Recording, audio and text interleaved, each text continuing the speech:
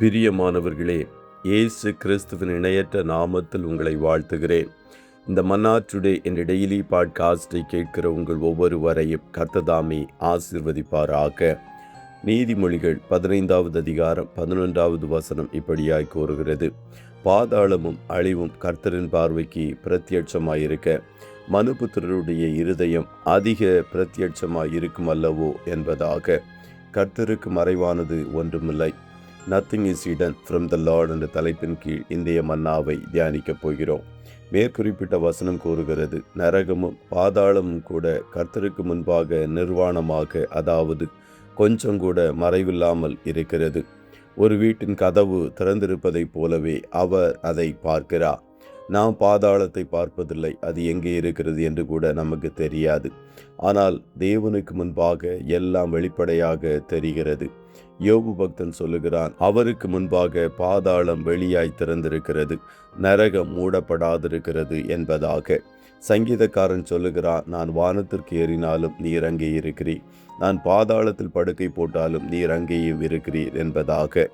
அப்படி என்றால் நரகமே தேவனுக்கு முன்பாக வெளிப்படையாக திறந்திருக்கிறது என்றால் மனிதனின் இருதயங்கள் எவ்வளவு அதிகமாக அவருக்கு தெரியும் என்பதை யோசித்து பாருங்கள். அவர் மனிதனின் இருதயங்களை ஆராய்ந்து அறிகிறவர், மனிதனின் யோசனைகளின் இருப்பிடத்தையும் அறிந்தவர். இது ஏதோ ஒரு பெரிய சத்தியம் அல்ல, இது எனக்கு ஏற்கனவே தெரிந்த ஒன்றுதான்.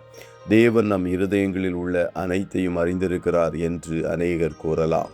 தேவன் நம் இருதயங்களில் உள்ள அனைத்தையும் அறிந்திருக்கிறார் என்பதை நாம் உண்மையிலேயே நம்பினார் நம்முடைய அந்தரங்க வாழ்வில் தூய்மையான வாழ்வு வாழ முயற்சி செய்வோம்.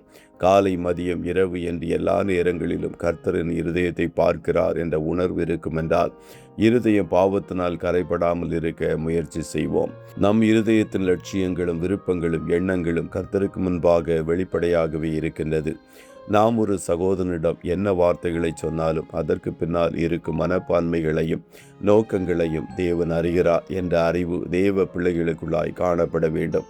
இதை நாம் உண்மையிலேயே நம்பினால் அது நம் அந்தரங்க வாழ்க்கையில் ஒரு அற்புதமான மாற்றத்தை ஏற்படுத்தும்.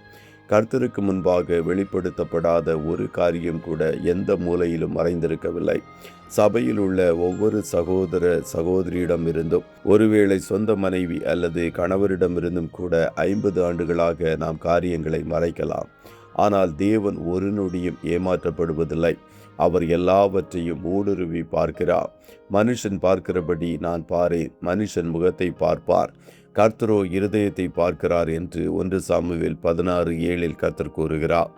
ஆகையால் கர்த்தர் இருதயங்களை பார்க்கிறார் என்ற சிந்தையோடு எல்லா காவலோடும் இருதயத்தை காத்து கொள்ளுங்கள். அவற்றிலிருந்து ஜீவ நதி மாத்திரம் புறப்பட்டு வரும்படி உங்கள் பரிசுத்தத்தை காத்து கொள்ளுங்கள். கர்த்தர் தாமே உங்கள் ஒவ்வொருவரையும் ஆசீர்வதிப்பாராக.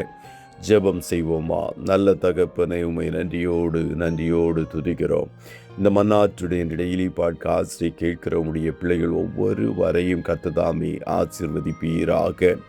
அப்பா, நீர் மனிதனுடைய இருதயத்தில் இருக்கிறவைகளை எல்லாம் அறிந்த தேவன் என்பதை நாங்கள் உணர்ந்து எப்போதும் எங்கள் சிந்தைகள், எண்ணங்கள், நினைவுகள், எங்கள் மறைமுகமான வாழ்வு எல்லாவற்றிலும் பரிசுத்தத்தை காத்து கொள்ளும்படி கர்த்தர் தாமே உதவி செய்வீராக.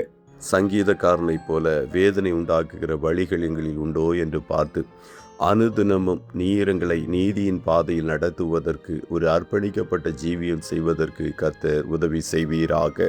எங்கள் இருதயத்தின் நினைவுகளின் தோற்றத்தை கூட நீர் அறிந்திருக்கிறீரே, அதற்காய் ஸ்தோத்திரம்.